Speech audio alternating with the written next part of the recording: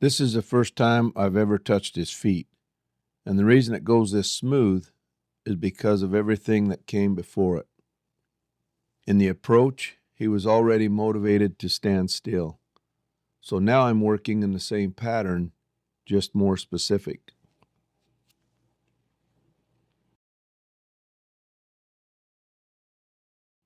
Right there, he thought about leaving, but he made a decision to stay. That's the power of this lesson. It's not just about picking up his feet the first time, it's about maintaining him in the future. Whether it's the farrier, the vet, or any situation where he gets unsure. I can go back to this.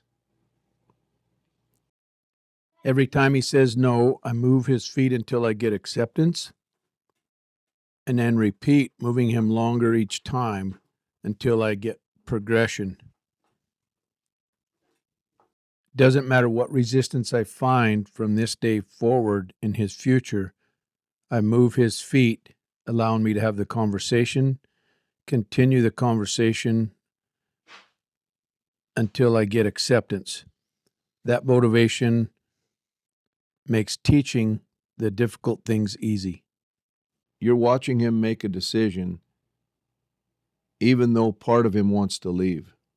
That's what makes this so powerful. It carries into everything: fear, anxiety, pressure.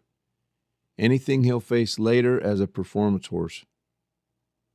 Taking the time to build each step makes everything else easier later. This is all part of a step-by-step series on my channel. Hope you enjoyed it. See you on the next one.